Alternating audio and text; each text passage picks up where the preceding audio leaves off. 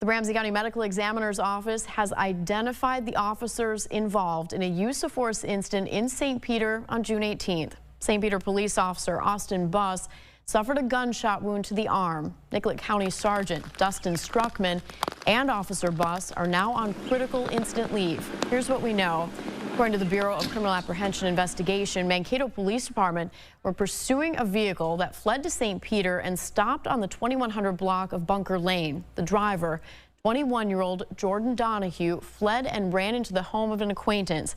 Sergeant Struckman, Officer Buss, and other officers entered the home in pursuit of Donahue.